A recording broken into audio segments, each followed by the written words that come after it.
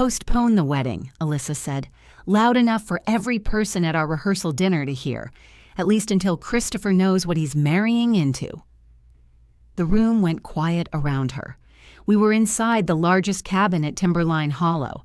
Rain tapped against the windows. My mother was holding a serving spoon over a dish of roasted potatoes, frozen halfway between the table and her plate. My father stared down at his water glass. Christopher sat beside me. Under the table, his hand closed around mine. Alyssa remained standing. "You can all look at me like I'm cruel," she said. "I'm not the one who kept financial obligations from him." She repeated one of the claims from the packet, almost word for word. That was important. Nobody else in that room understood why. "My name is Danielle Hubbard, and I'm 32 years old. If you've ever watched your family defend the person hurting you, even before they knew the facts, you'll understand why I stayed quiet. Please like this video and subscribe." At that rehearsal dinner, my sister thought silence meant I had nothing. She was wrong. To explain how we got there, I need to go back about 6 weeks, to a Tuesday afternoon when Christopher called me at work. My office was above a dentist on Big Thompson Avenue. The dentist's waiting room always smelled like mint and disinfectant. Our office smelled like coffee and printer toner. I worked for a small family law firm. Most days I reviewed bank statements, prepared disclosure packets, and checked documents before attorneys filed them. I'd also trained in basic document examination. That meant I noticed things like changed fonts, altered signatures, unusual stamps, and pages copied from different originals. It wasn't glamorous. It suited me. At 3:20 that afternoon, I was comparing retirement account statements when my phone lit up with Christopher's name. I answered quietly, "Hey, everything okay?" He didn't respond right away. I could hear the hum of something mechanical behind him. Christopher was a civil engineer, and he spent part of that week at a highway project office outside town. "Did you send something to my office?" he asked. "No." "Something about Edward?" I sat back in my chair. Edward Dunn was my first husband. We divorced in 2019. It had been sad and awkward, but not ugly. We divided what we owned through mediation, signed the agreement, and went our separate ways. Christopher knew about him. They'd even met once at a brewery fundraiser. Edward had shaken Christopher's hand and made a joke about how I always stole the blankets. "What about Edward?" I asked. "I got a packet addressed to me." "From who?" "It says Peak Valley Family Mediation. That was the office that handled my divorce." I looked through the glass wall beside my desk. My coworker, Nina, was speaking to a client near the copier. Nobody was watching me. "What does it say? I think you should see it." "Chris, what does it say?" He lowered his voice. "It says there was a supplemental settlement." "There wasn't. It has your name on it." "What kind of settlement?" For a second, I thought I'd misunderstood him. "Read me the exact sentence." "Danielle, please." Paper moved near the phone. He read it slowly. The sentence claimed I had agreed to compensate Edward from any inheritance I received within 10 years of the divorce. It also claimed the obligation had been excluded from our original settlement for privacy reasons. "That's not real," I said. "It's notarized. I don't care. It's not real." Another pause. "Were there any other agreements?" he asked. "No." "Anything separate from the mediation?" "No." He exhaled, but it wasn't relief. "Why would somebody send this to me?" "I don't know. It came directly to my office, Danielle. It has my full name and department. I heard you. I'm trying not to accuse you of anything." "I know." "Then help me understand." I looked at the client file open on my desk. The words had stopped meaning anything. "Don't write on the envelope," I said. "Don't remove staples. Put everything back exactly as you found it." He went quiet again. Then he said, "You sound like you're at work. I'm trying to keep us from damaging it." "That's not what I meant." I closed my office door. "I'll come to you." I told Nina I had a personal emergency. She took one look at my face and didn't ask questions. The drive to Christopher's office took about 20 minutes. That afternoon it took 30 because summer traffic had backed up along the highway. I kept both hands on the wheel and tried to list innocent explanations. Maybe Peak Valley had sent the wrong file. Maybe Edward had reopened something without telling me. Maybe it was advertising disguised as official mail. None of those explanations survived more than a few seconds. The packet had been addressed to Christopher personally. It had been sent to a project office where he'd only worked for 4 months. Peak Valley had no reason to know that address. Christopher was waiting outside when I arrived. He wore work boots, a blue button-down shirt, and the reflective vest he used on site. The envelope was tucked beneath his arm. He didn't kiss me. That was the first moment I understood how frightened he was. We went into a small conference room near the entrance. There was a rolled highway plan on one table and an unplugged coffee maker on another. Christopher shut the door. The envelope was large and white. My name appeared beneath Peak Valley's name in the return corner. Christopher's name and office address were printed on a label. I saw the retail shipping sticker before I even opened it. Front Range Pack Ship, Moraine Avenue, Estes Park. A mediation office wouldn't normally send certified legal papers through a local retail shipping counter. It would use its own postage system, a courier, or tracked mail under the firm's account. I put the envelope flat on the table. Did anyone else see this? The receptionist signed for it. Did she open it? No. Who brought it to you? My project manager. Did he read it? He said he didn't. Christopher pulled out a chair but didn't sit. I removed the pages carefully. The first page carried Peak Valley Family Mediation's mountain logo. Beneath it was an old address on St. Vrain Avenue. I knew that address. Peak Valley had moved years earlier. The packet was dated 12 days before Christopher received it. It described itself as a supplemental memorandum arising from my mediation with Edward. My full maiden name appeared on the first page. So did Edward's full name in the old case reference. Some of the information was correct. That made it worse. The mediation date was right. The date of our original agreement was right. The spelling of Michelle Sanders' name was right. Even the old reference number matched. But the language didn't. That wasn't standard language. It barely meant anything. I turned to the second page. It claimed Edward and I still shared responsibility for a private loan connected to improvements on family property. No lender was named. No account number appeared. There was no payment schedule. The third page said I had agreed not to marry again until Edward released his potential claim against future inherited property. Christopher tapped that paragraph. You understand why that got my attention? Yes. Is there anything behind it? No. Not even some conversation with Edward? No. I made myself look directly at him. I haven't paid Edward anything since the divorce. We didn't own property together when we separated. He has no claim against my family's property. There was never an agreement about me getting married again. Christopher pulled out the other chair. He sat across from me. Then somebody knew exactly what would scare me. I looked back at the page. That was true. Christopher and I weren't wealthy. We both worked full-time.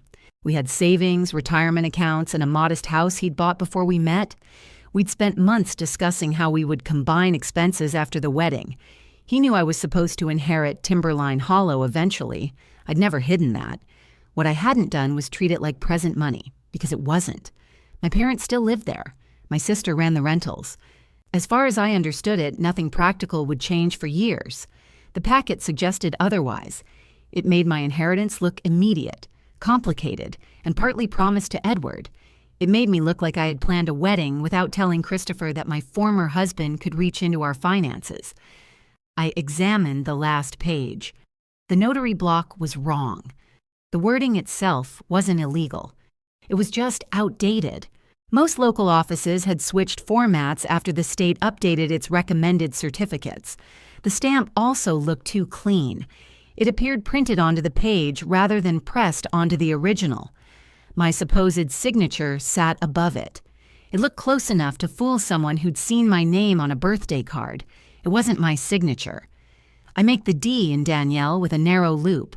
Whoever signed this made a wide round D. The final strokes in Hubbard also tilted the wrong direction. Christopher watched my face. What are you seeing? The letterhead is old. The notary block is outdated. This signature was copied or imitated. Are you sure? Yes. You've looked at it for 2 minutes. I look at questionable documents for a living. He leaned back. I know. I'm sorry. I turned the page toward him. See the word Hubbard? I crossed the last stroke back through the first one. I've signed that way since college. This person didn't. He studied it. Could it be an older signature? No. I showed him the return sticker. And Peak Valley wouldn't mail this from Front Range Pack and Ship. Why not? Because they have their own mailing system. Also, this is supposed to be a formal mediation record.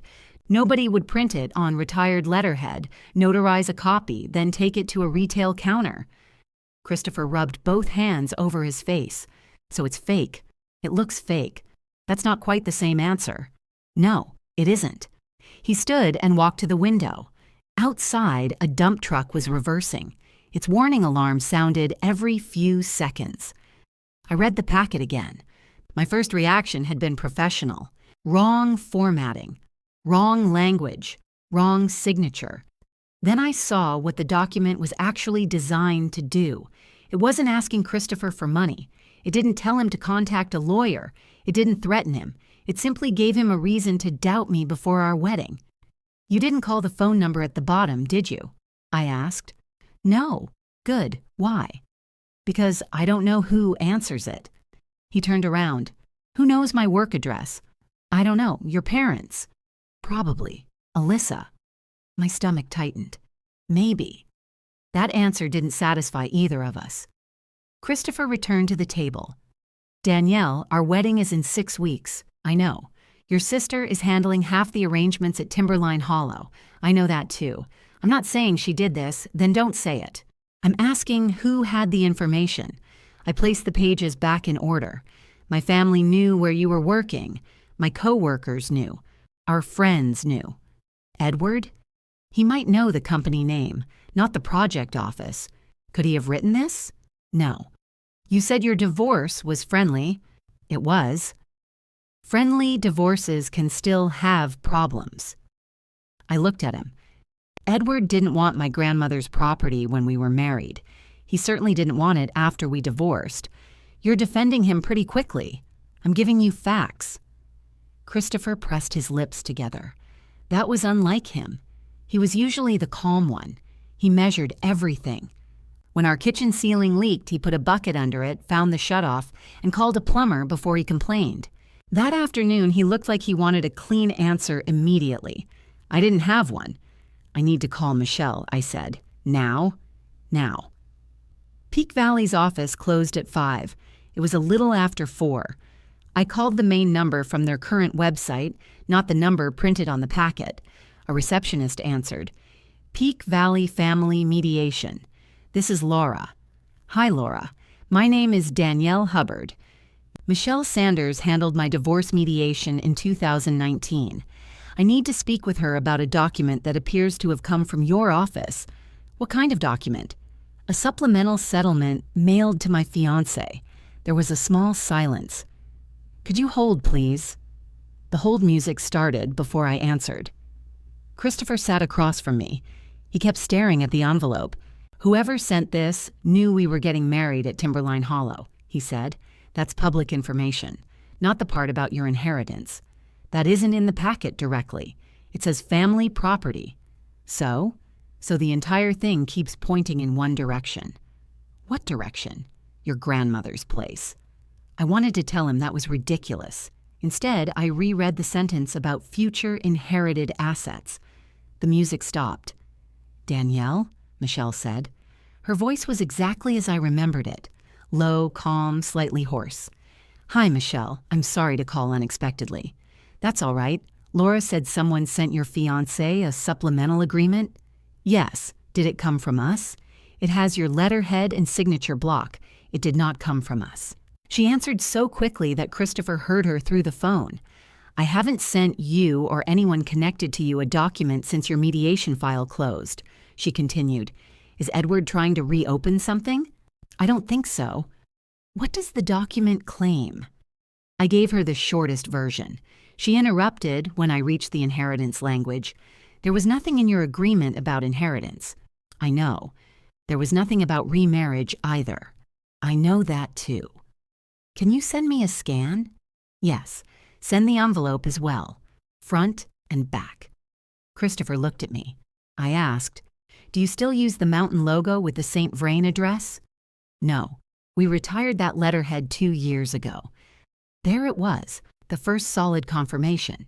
Michelle continued, Danielle, do not contact the number on that document. Don't communicate with whoever sent it until I've reviewed it. Could somebody have gotten the old letterhead from your office? Possibly from an old file. Clients received copies. Attorneys did too. But nobody here created a supplemental agreement for you. What about the notary? What name is on it?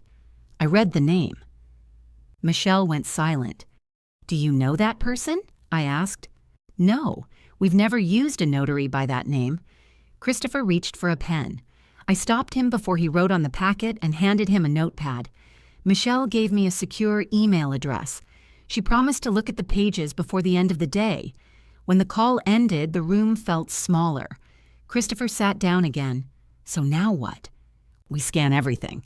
Then we make a list of who had access to my original mediation papers. Where are your copies? At home, in the gray file box. Who's been inside that box? Nobody. He waited. I corrected myself. Nobody with permission. A year earlier, my mother had helped me pack after I moved out of my apartment. Alyssa had been there too. They'd both carried boxes to Christopher's truck. That didn't mean either of them had opened my divorce file.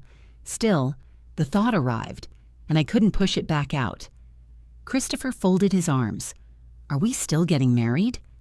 The question landed harder than the packet. Yes, I said. That's not something you decide alone. I know. I love you. I also need to know there isn't another agreement hiding somewhere. There isn't. Then I need proof. I nodded once. It hurt, but he was right. If our positions were reversed, I would have asked questions too. I'll prove it, I said.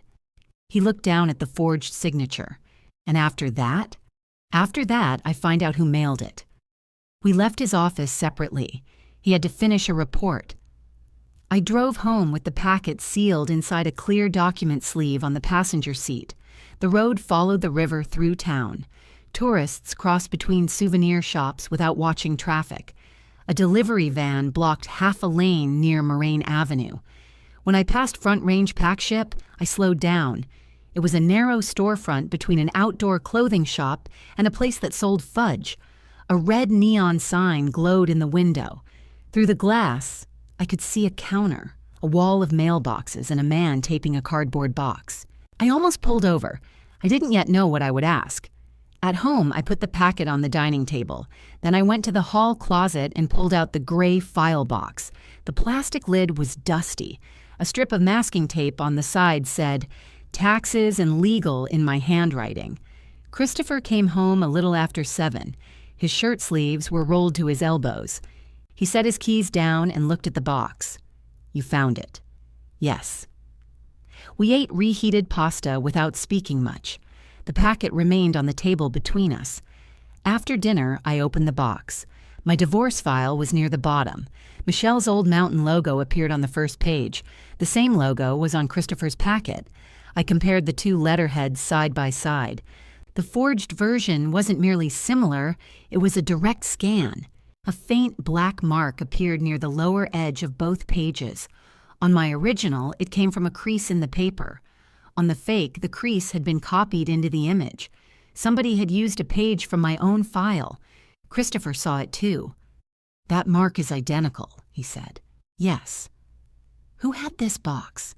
I didn't answer immediately. He waited. My mother helped pack it. And Alyssa? She carried some boxes. Did she know which one this was? The label was already on it. Christopher sat very still. I took out my phone. There were no missed calls from my parents, no messages from Alyssa. Nothing suggested they knew what had arrived. Then another detail occurred to me. The packet used my maiden name, Danielle Hubbard. Since the divorce, I'd used that name everywhere. But one line inside the forged agreement referred to me as Danielle Marie Dunn.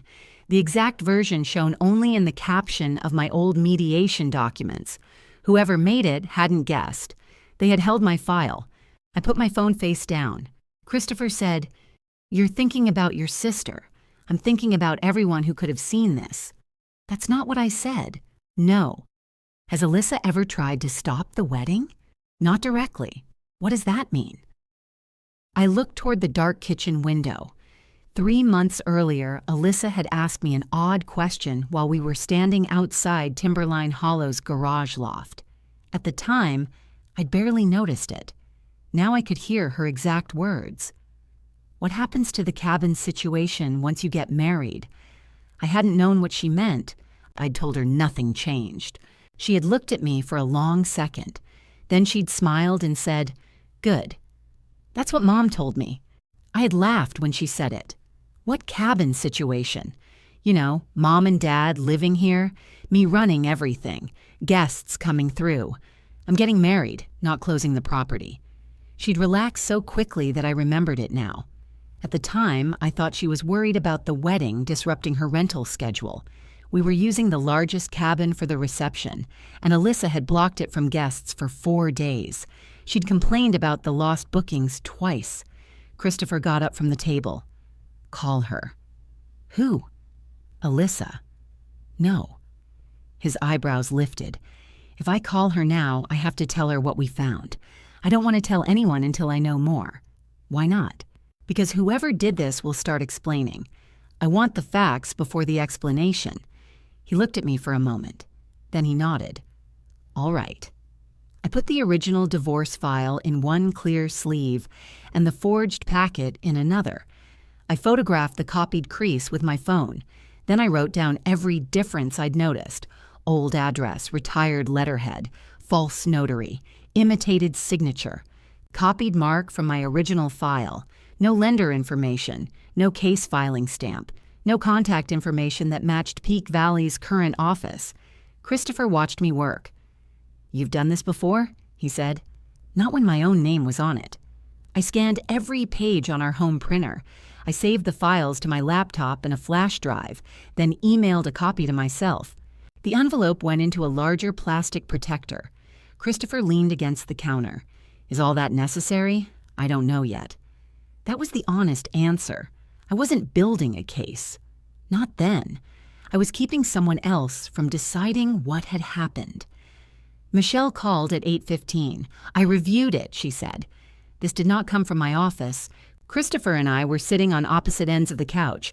I put the call on speaker after asking her permission. "The first page was scanned from your original mediation summary," Michelle continued.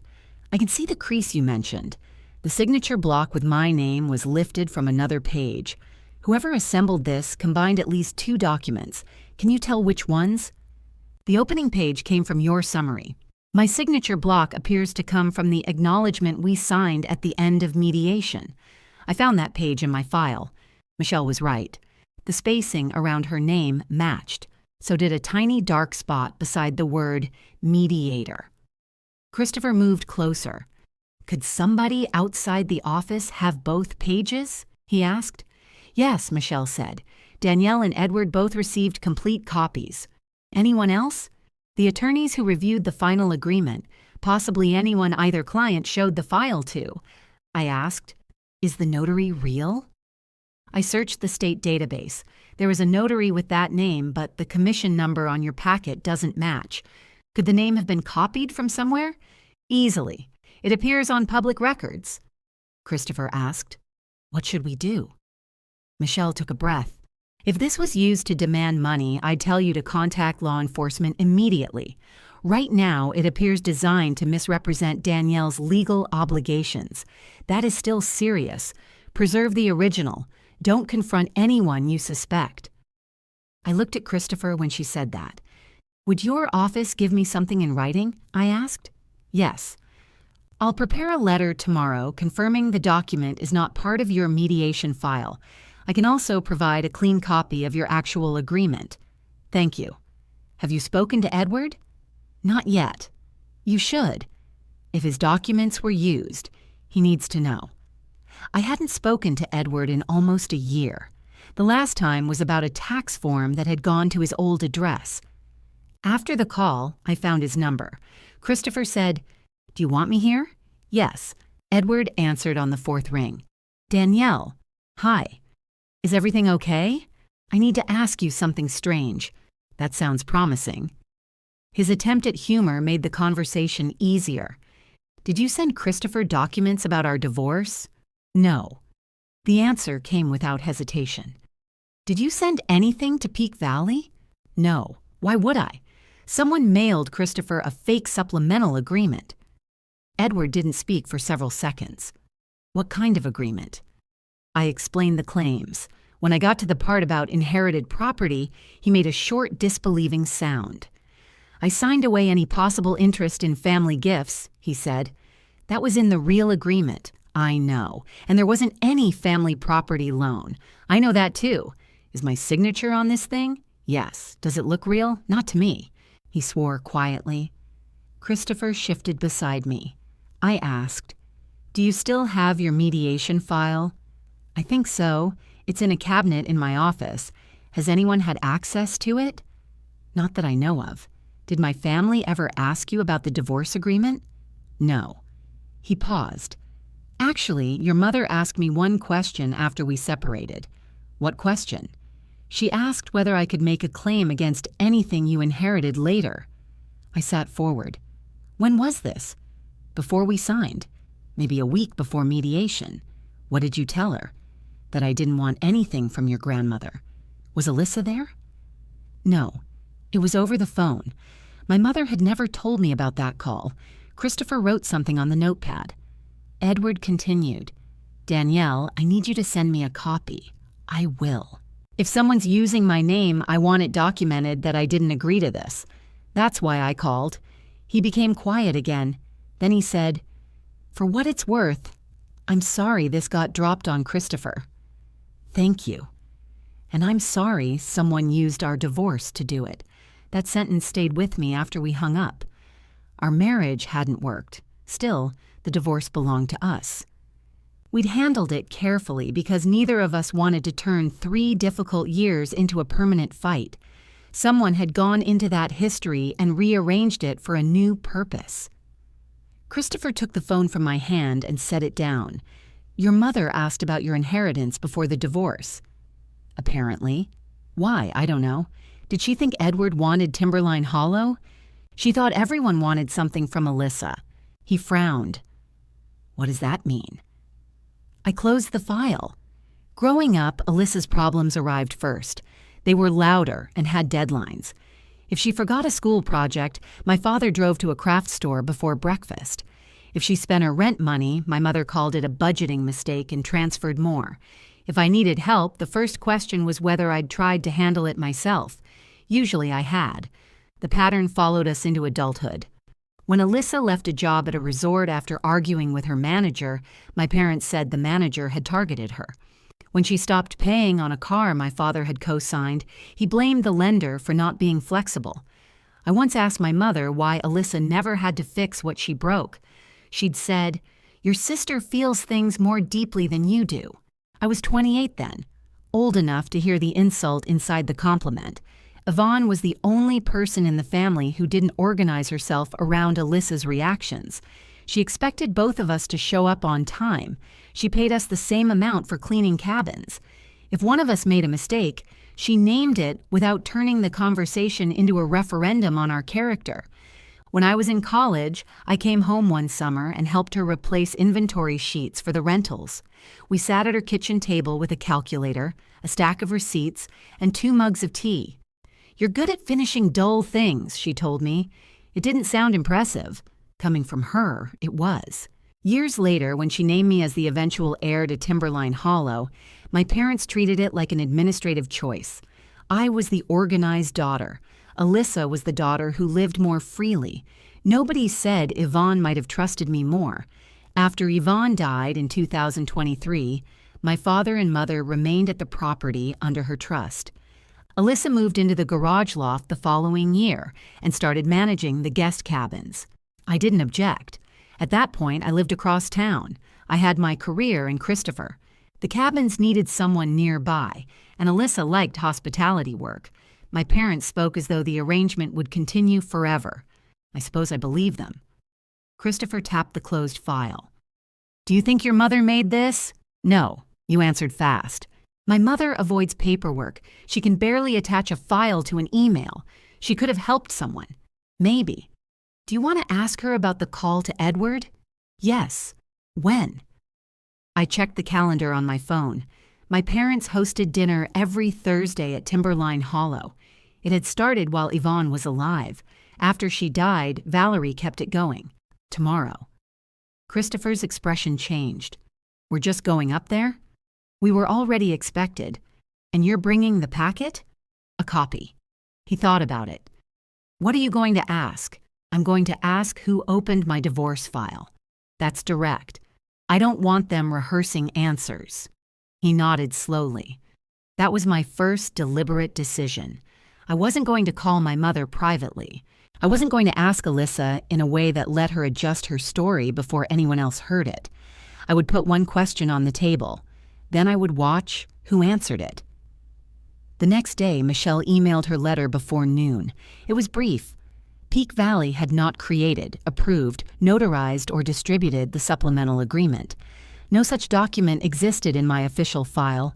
She attached the actual settlement. The real agreement contained one plain sentence stating that future gifts and inheritances remained separate property. Edward had waived any claim. I printed both documents and placed them behind the copy of the forged packet. At 5:30, Christopher and I drove up Fish Creek Road. The turn into Timberline Hollow was marked by a wooden sign Yvonne's husband had carved when they opened the property in 1976. The paint had been renewed, but the edges were softened by weather. The main house stood at the upper end of the drive. 4 guest cabins sat among the pines below it. The garage loft was above a detached 2-car garage near the laundry building. Alyssa's white SUV was parked outside. My father was grilling chicken on the deck. He lifted the tongs when he saw us. "You're late." "By 3 minutes," I said. "Chicken doesn't care." That was my father's version of a greeting. My mother came through the screen door carrying a bowl of salad. "There you are." Alyssa said maybe you weren't coming. Alyssa appeared behind her. I said maybe traffic was bad. She wore linen pants and a green sweater. Her hair was tied back. She looked rested. Her eyes moved to the folder under my arm. "What's that?" she asked. "Something Christopher received." She glanced at him. "What kind of something?" I didn't answer. We ate outside at a long table beneath the deck lights. My father talked about a damaged railing on cabin 3. Alyssa complained that the guests who reported it had probably caused it themselves. "They want a refund," she said. "Are you giving them one?" I asked. "Why would I reward dishonesty?" Christopher looked at me, but his face stayed neutral. My mother passed the potatoes. "Let's not talk about work all night." I waited until everyone had food. Then I placed the copied packet in the center of the table. This was mailed to Christopher's office on Tuesday. My father glanced at the first page. "What is it?" "A forged document about my divorce." Alyssa didn't touch it. My mother gave a nervous laugh. "Forged by who? That's what I'm trying to find out." Christopher said, "It claims Danielle owes Edward money from future inheritance." My father pulled the packet closer. He read part of the first page. "This is ridiculous." "Yes," I said, "so throw it away." "It was sent to my workplace," Christopher said. Dennis shrugged. "Probably some prank." "What kind of prank?" I asked. "The internet is full of weird people. This person had my original divorce paperwork. My mother stopped moving. It was small, just her hand going still beside her glass." Alyssa reached for the packet at last. She turned the first page and smiled as if she'd found something reassuring. "Well, this signature doesn't even look like yours." "I know, so obviously it's fake." "That's not the question." "What is the question?" I looked at my mother. "Did you open the gray legal file while you helped me move?" Her face changed. "Why would I do that? That isn't an answer." "No, Danielle, I didn't go through your things. Did you show anyone my mediation papers?" "Of course not. Did you call Edward before our mediation and ask about my inheritance? My father set down his fork. What does that have to do with this? Edward told me she called him. Valerie's mouth tightened. I was worried about you. You didn't mention it. You were under enough pressure. Alyssa leaned back. Mom asking one question 7 years ago doesn't mean she mailed this. I didn't say she did. You're acting like it. I'm asking who had my file. My father pushed the pages away. Alyssa would never do something like this. I hadn't asked about Alyssa. Nobody had. For a second, even Alyssa looked surprised. Then she shook her head. This is unbelievable. What is? I asked. You bringing some fake paperwork up here and looking at me like I made it. I haven't accused you. You don't have to. It's all over your face. My mother reached across the table. Can we calm down? I am calm, I said. Then stop interrogating everyone. Christopher spoke before I could. Someone tried to convince me Danielle lied about her divorce. My father looked at him. And you believed it? For about 10 minutes, I didn't know what to believe. That sounds like a problem between you two. The words sat there. Christopher nodded once. All right. I knew that nod. It meant he'd heard enough. Alyssa slid the packet back toward me. You work around divorces all day. Maybe somebody from your office did it. Why? To upset you. Who at my office knows your rental address, Christopher's department, my old case number, and the location of my personal file? She lifted one shoulder. I don't know what kind of people you work with. My mother said, it could have been Edward. It wasn't, I said. How can you be sure? Because he waived the exact claim this packet invents. Michelle confirmed it. My father looked annoyed now. So you've already called everybody. I called the 2 people whose names were forged. And what do you expect us to do? Answer one question. No one here touched your file, he said. He answered for everyone. Alyssa stood and collected plates, though most of us were still eating. I'm not staying for this. My mother looked at me. See what you've done? I put the packet back in my folder. Christopher and I left without dessert. Halfway down Fish Creek Road, he said, your father defended Alyssa before you accused her. I noticed. Your mother did too, just less directly.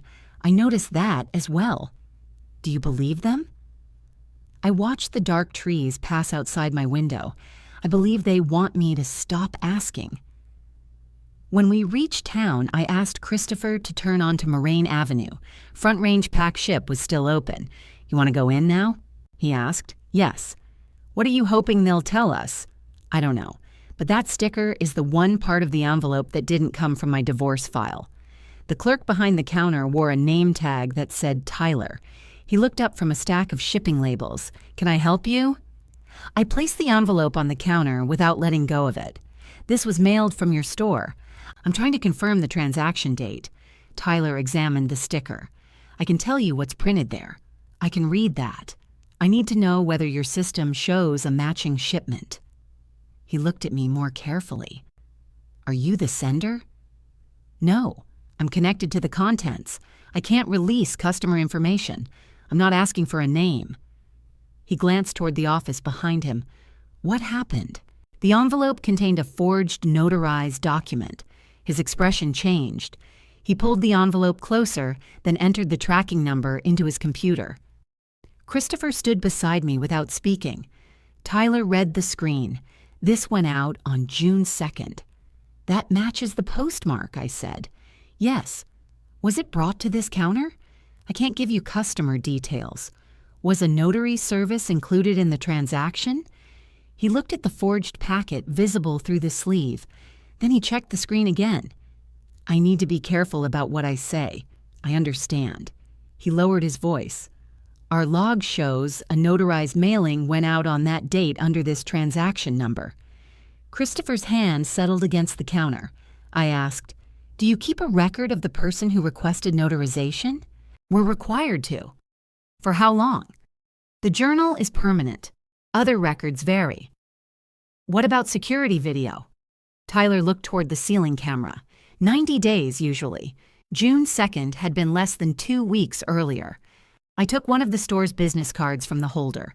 Who should an attorney contact to preserve it? Our manager. Her name is printed on the back. Tyler turned the card over and circled a name. As we walked outside, he called after me. "Ma'am." I looked back. He was still holding the edge of the counter. "If this becomes official, don't wait on the video." "I won't," I said. Tyler gave a quick nod and returned to his computer. Outside, the evening traffic moved slowly along Moraine Avenue. Christopher stood beside the car with his keys in his hand. "That's more than we had an hour ago," he said. "It confirms somebody used the store and had the document notarized there. It confirms a notary transaction. We don't know what document Tyler saw." Christopher unlocked the car. "You really won't call it proof until you can staple it to something, will you?" "No. I'm not criticizing you." "I know." We sat in the parking lot while I called the manager's number. It went to voicemail. I left my name, the tracking number, and a short explanation. I asked her to preserve every record connected to the transaction. Then I sent the same request by email. Christopher read it before I pressed send. "Should you mention Tyler?" "No. I don't want him blamed for helping us. He didn't give us a name. He told us the video only lasts 90 days. That was useful." I sent the email and photographed the tracking sticker again beneath the store's sign. I wanted a clear record of where it came from. On the drive home, Christopher kept both hands on the wheel. "Your family dinner bothered me," he said. "Which part?" "All of it." "That narrows it down." He almost smiled. Then he said, "Your father didn't ask whether you were okay." I looked out the window. "No. Your mother didn't ask to see Michelle's letter." "No. And Alyssa acted offended before you said her name. She's used to being defended. That isn't the same thing." "I know." At home, I placed Tyler's card inside the evidence folder. Then I made a timeline on a yellow legal pad. The forged packet was dated May 21st. The store transaction happened June 2nd. Christopher received it June 14th. That gap bothered me. Whoever created the packet had waited nearly 2 weeks before mailing it. I added the dates from our wedding plans. We'd announced the ceremony date in January. Alyssa had confirmed the cabins for our guests in February. My mother had mailed formal invitations in April. The packet's date came 5 days after a family lunch at Timberline Hollow. I remembered that lunch because Kevin Perkins had stopped by near the end of it. Kevin had handled Yvonne's estate planning for years. After she died, he remained the attorney responsible for administering her trust. He'd brought my father an envelope. They spoke near the kitchen door while everyone else ate pie. At the time, I assumed it involved property taxes. Alyssa had followed them into the hallway. I wrote Kevin's name beside May 16th. Christopher leaned over the table. "What happened that day?" "I don't know." "You circled it." "Kevin came to the house. Dad and Alyssa talked to him." "About the property?" "Probably." "Can you ask him?" "I can ask what affects me. He won't tell me private details about my parents." "Aren't you a beneficiary?" "Yes." "What does that actually mean?" "It means Timberline Hollow passes to me eventually." "When?" I hesitated. "I thought after my parents die or move away." "You thought?" "That's how everyone explains it. Have you read the trust?" "Not recently." Christopher straightened. "Danielle. I received a beneficiary copy after Yvonne died. Kevin reviewed the broad terms with me. But you don't know when the property transfers. I know my parents have the right to live there." That wasn't my question. I closed the legal pad. This packet is fake whether the property comes to me tomorrow or 30 years from now.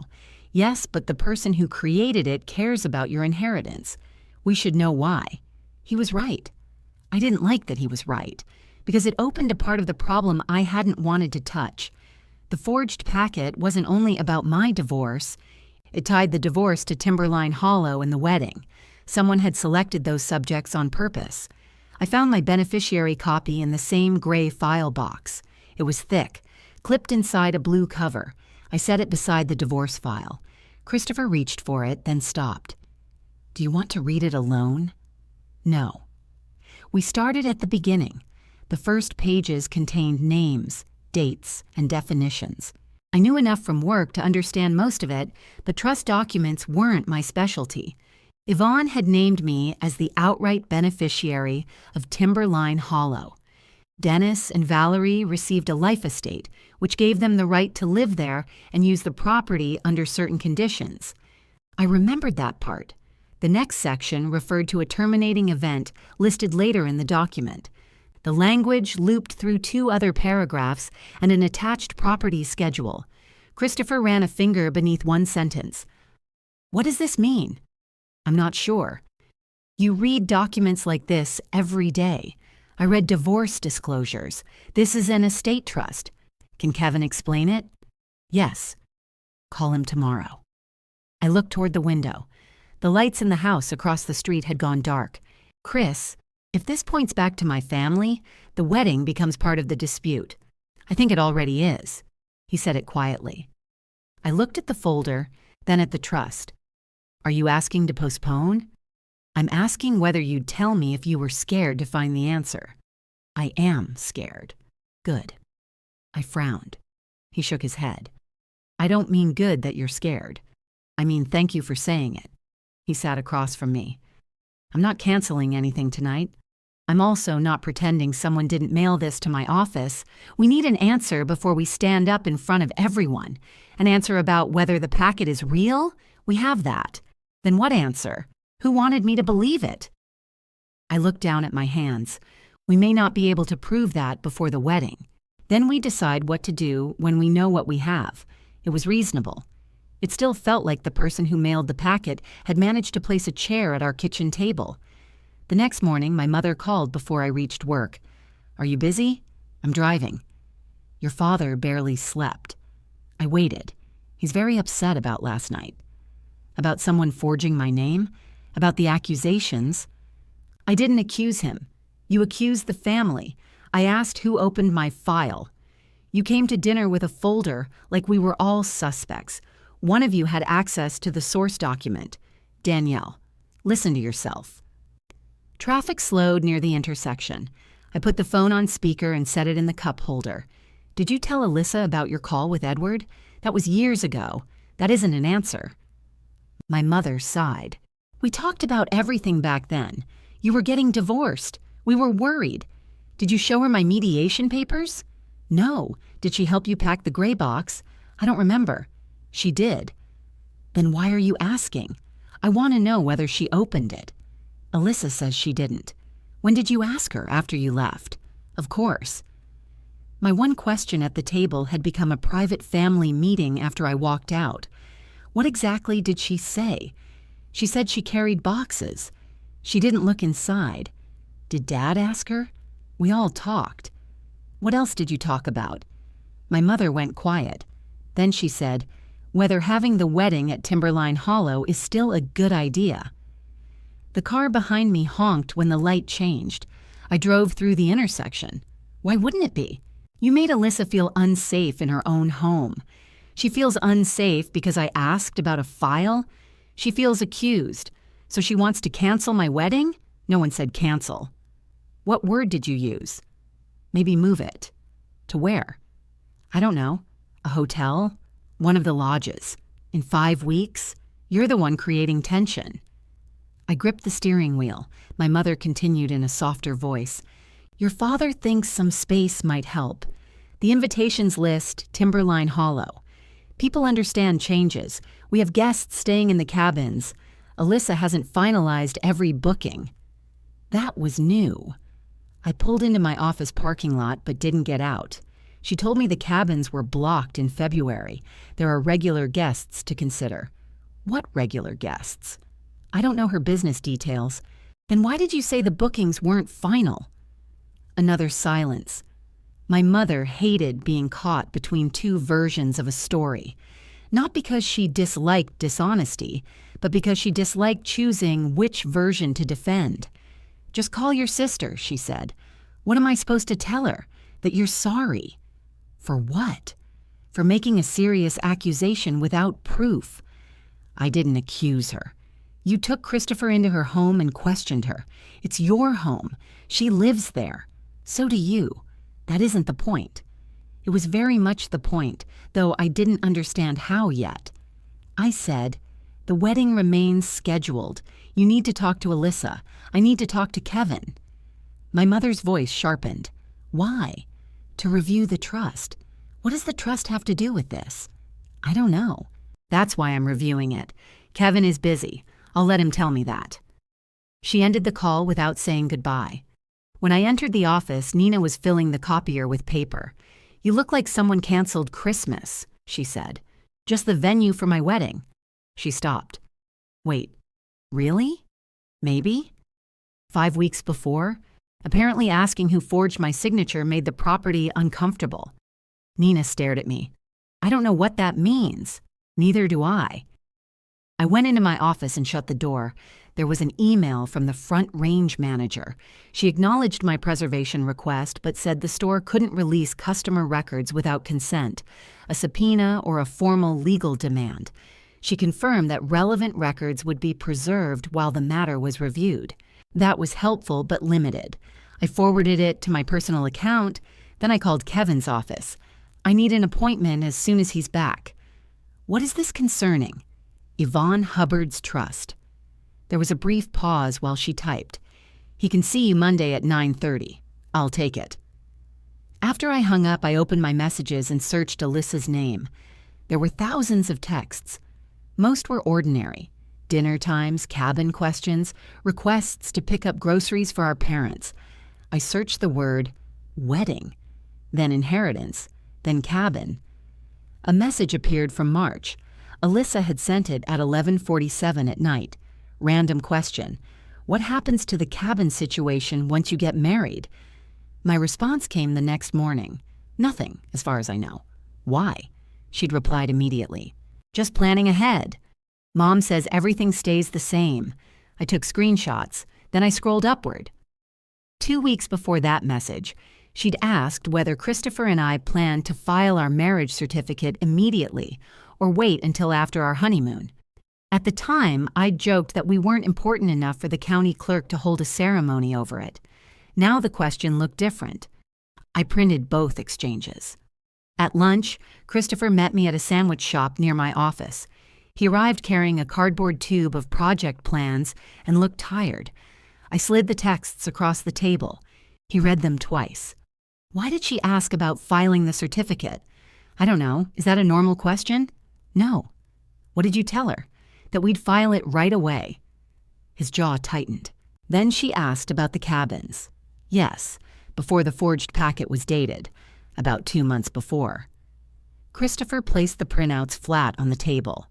"What happens when the certificate is filed?" "I still don't know.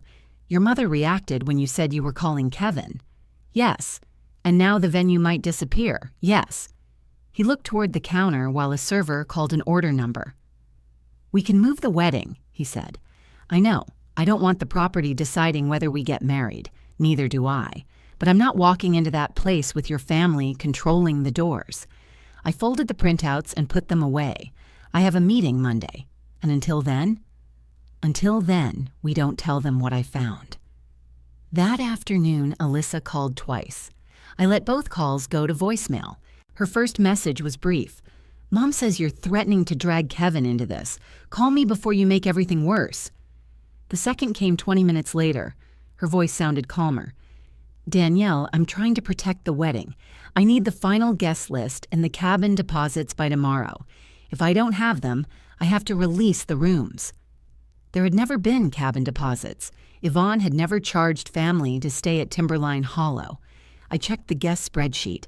11 rooms were assigned across the 4 cabins, including Christopher's parents and his grown sister. I emailed Alyssa instead of calling. "Please send the rental terms, deposit amounts, cancellation policy, and booking records for the rooms reserved for our wedding." She replied 6 minutes later. "We don't need to make this so formal," I wrote back. "You asked for deposits. I need the terms in writing." She didn't respond. At 6 that evening, my father called Christopher. I was beside him when the phone rang. He put it on speaker. Dennis didn't greet him. "You need to get Danielle under control," he said. Christopher looked at me. Then he answered, "That isn't how our relationship works. She's tearing the family apart over an envelope. Someone forged legal papers and mailed them to my job. We don't know that. Peak Valley confirmed it. My father ignored that. Alyssa is willing to let this go. Danielle needs to do the same. Let what go? The accusations. Christopher's voice stayed level. What exactly does Alyssa think Danielle accused her of? A pause followed. My father said, "You know what this is about?" "No, Dennis. That's what we're trying to learn. You're letting her turn a prank into a crisis. The person who sent it already did that." My father hung up. Christopher placed the phone on the table. Neither of us spoke for a while. Then my phone buzzed. It was a new message from Alyssa. "Since you won't call me, I've released Cabin 4 for the wedding weekend. I can't lose rental income while you decide whether I'm a criminal." I read it twice. Cabin 4 was where Christopher's parents were supposed to stay. Below the message, 3 dots appeared, vanished, then appeared again. Her next text arrived. "If you want the rest of the cabins held, apologize by Sunday." I didn't apologize. I took screenshots of both messages and added them to the folder. Then I replied, "Please identify the guest who booked Cabin 4 and provide the date of the reservation. Also confirm whether you are canceling the remaining wedding arrangements." She didn't answer that night. On Saturday morning, my mother called while Christopher and I were eating breakfast. "Why are you making your sister send you business records?" "Because she says she rented one of our reserved cabins. She has a business to run. She blocked those dates in February. Things change. Did a guest actually book Cabin 4? I don't handle the rentals." "Then you don't know." I know Alyssa wouldn't lie about it. There was the same answer again. Not that Alyssa had shown her a reservation, not that my mother had checked. Alyssa wouldn't. My mother treated that sentence like proof. I asked, "Are you and Dad asking us to move the wedding? We're asking you to consider everyone." "Who is everyone?" "You know what I mean. I don't. Alyssa lives there. She works there. You can't bring Christopher's whole family onto the property while treating her like a criminal. The wedding was planned before the packet arrived. That doesn't change the way you're behaving now." Christopher carried his plate to the sink. He kept his back to me, but I could see the tension in his shoulders. "Mom, if you want the wedding moved, say it. I want peace. Peace isn't a location. You always do this." "Do what?" "Force people to say something harsher than they meant." I almost laughed. Instead, I asked her one more time, "Do you want us to move the wedding?" She sighed. "I think it might be best. Thank you for answering. Danielle, don't be like that. I have to go." I ended the call. Christopher turned around. "We can book another venue," he said. 5 weeks out? We can have it in our backyard. Our backyard is mostly gravel. Then we'll have very clean shoes." I smiled despite myself. He came back to the table. "I mean it. I don't care where we do it. I do." He sat across from me. "Because of Yvonne?" "Partly. She and her husband had built Timberline Hollow from a main lodge and 2 rough cabins. Over the years, they added the others, planted trees, and turned the garage into a loft. After her husband died, Yvonne kept running the place herself. She lived in the main house and knew which cabin door stuck in winter. She could tell whether a guest had used the fireplace by the smell of the room. When Christopher and I got engaged, I told her photograph before I told most of my family. The picture sat on my bookshelf. She was standing beside the old Timberline Hollow sign with one hand on her hip.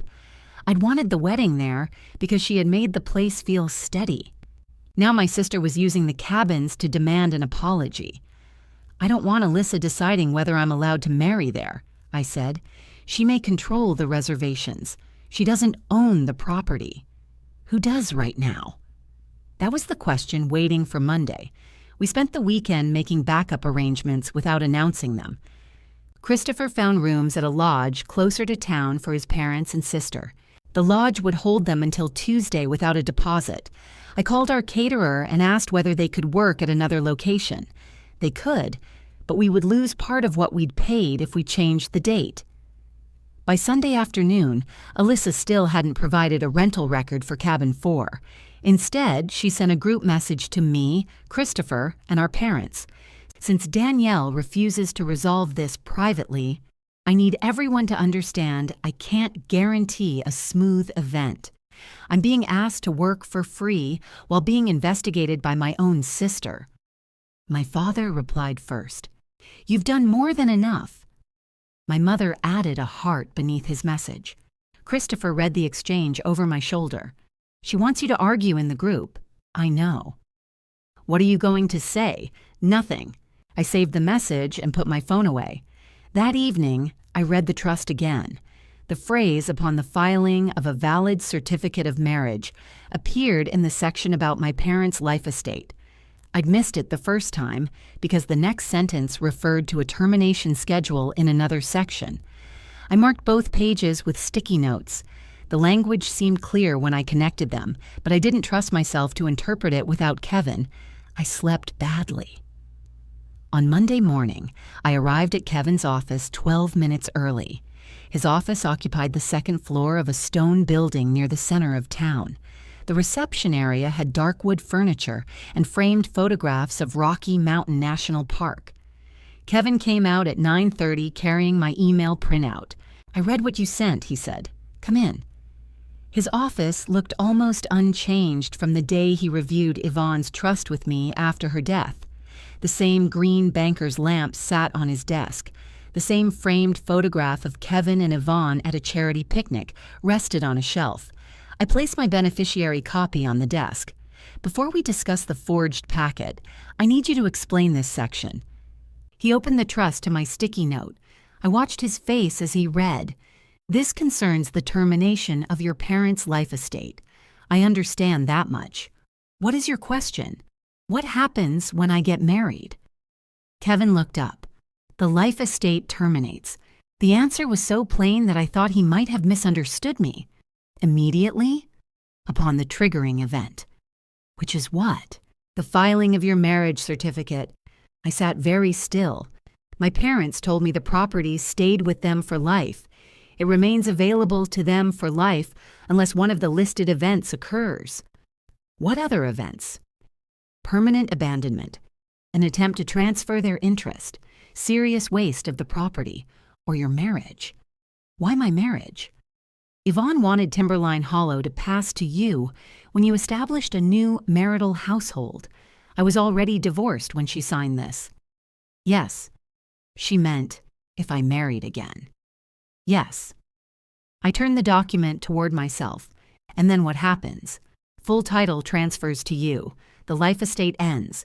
You receive control of the property and its income. All the rental income?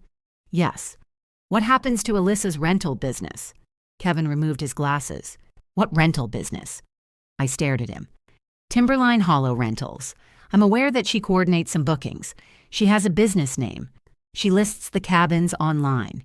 She moved into the garage loft to run them. Under what agreement? I assumed you prepared it. I did not.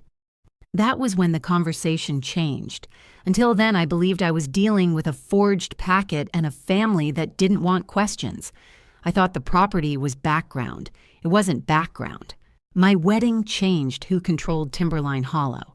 It changed who received the money, and my sister had been asking when our marriage certificate would be filed. If you understand why I stopped calling that envelope a prank, leave the word transfer in the comments. Kevin put his glasses back on. Did your parents grant Alyssa a written lease? I don't know.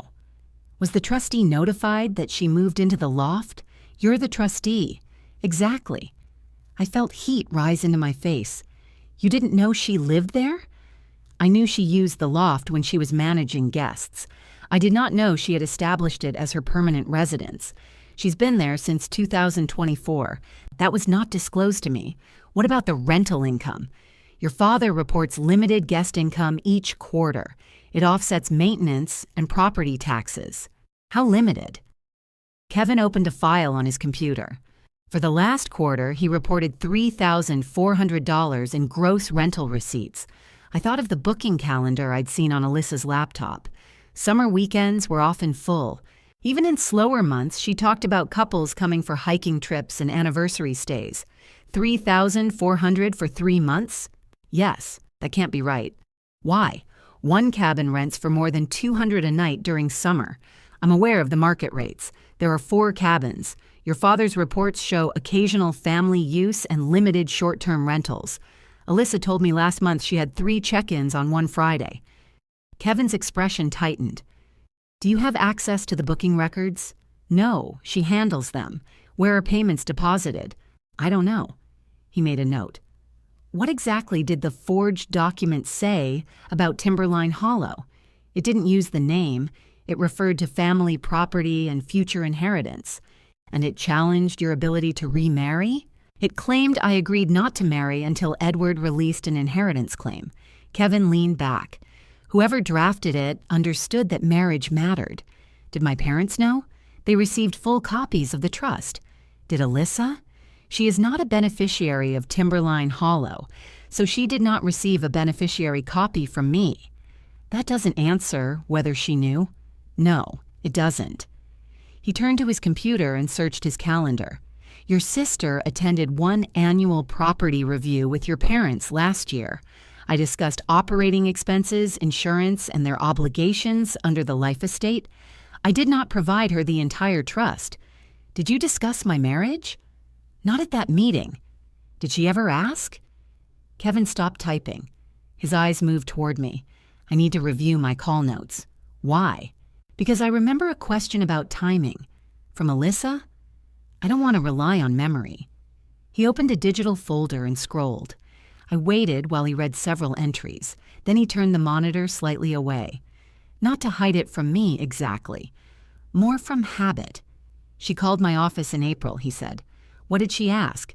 My assistant's note says she wanted to know whether your wedding would affect existing reservations. What did you tell her? I returned the call. I told her I couldn't advise her because she wasn't my client. Anything else? I suggested she speak with your parents. Did she call again? Kevin looked at the next entry. Yes. When? May 18th. 2 days after the family lunch. 3 days before the date printed on the forged packet. I placed both hands flat on the arms of my chair. What did she ask that time? Whether a marriage-related transfer could be delayed if there were unresolved claims against the beneficiary. The room went silent. Unresolved claims like what? She didn't specify. What did you say? I told her I couldn't discuss the terms with her. Did you tell my parents she called? No. A non-client asking a general question isn't unusual. This wasn't general. I understand that now. I looked at the trust again. Would an unresolved divorce claim delay the transfer? Not automatically. What if the claim said Edward had rights against the property? That would require review. Depending on what was presented, the trustee might pause administrative action long enough to confirm the facts. How long? Days, possibly weeks. Long enough to postpone a wedding? The trust doesn't control your wedding. The packet was sent to Christopher. Kevin understood. He removed his glasses again and folded them on the desk. If the purpose was to create doubt between you, then a delay in the wedding would also delay the transfer. I thought about Alyssa's late-night text. What happens to the cabin situation once you get married? I thought about cabin 4 being released without a booking record. Then I thought about my father telling Christopher to get me under control. Do my parents know the wedding ends their life estate? They should. I reviewed the provision with them when Yvonne died. Did they object? Your father asked whether it could be amended. What did you say? That the trust became irrevocable at Yvonne's death. My mother? She asked whether you could voluntarily let them remain. Can I? After the transfer, you can make your own decisions about occupancy, so nobody had to be removed. No. They could have asked me. Yes. I looked down at the blue trust cover. Instead, they'd told me everything stayed the same. They'd let Alyssa build a rental business on property she didn't own. Now they wanted me to move my wedding away from the one place where it changed their position. Kevin reached for a blank legal pad. I want copies of the forged packet, the envelope, Michelle's letter, and the messages from Alyssa. I brought them. I handed him the folder. He read Michelle's letter first. Then he examined the store label. Have you contacted Front Range Pack and Ship? Yes. They preserve the transaction records and video. They won't release them without formal authority. That's appropriate. The clerk confirmed a notarized mailing went out under the tracking number. Kevin looked up. Did he identify the customer? No. Did you show him a photograph? No. Good. I hadn't expected that response. Why good? Because if this reaches litigation, you don't want to contaminate an identification by suggesting the answer. The word litigation made my stomach tighten. I'm not trying to sue my family. You're trying to learn who forged a legal document. He set the envelope down carefully. And now we know the document was created in circumstances where delaying your marriage could affect possession and income from a valuable property. What do you need from me? Permission to contact the store as trust counsel and as your attorney for this limited issue. I hesitated. What will you request? The transaction record, the notary journal entry, identification used for notarization, and preservation of all video. Will the store tell whoever mailed it? They may. I'll ask them not to communicate beyond what the law requires. If Alyssa finds out, she'll cancel the wedding. She may do that anyway. I looked through the office window toward the street below. People moved along the sidewalk carrying coffee and shopping bags. Nothing outside had changed. Inside that office, I had learned the wedding wasn't only a wedding to my family, it was a deadline. I turned back to Kevin. Send the request. He slid an authorization form across the desk. Before I signed it, I asked, what happens if the person who sent the packet is someone named in the trust? Kevin's hand rested on the folder. That depends on what the evidence proves, he said. There are provisions we'll need to examine carefully. I signed my name. This time, I made sure the final stroke crossed back through the first one. Kevin gave me a copy of the authorization and placed the original in his file. Don't discuss this request with your family, he said. I won't. Do not contact the store again unless I ask you to. All right.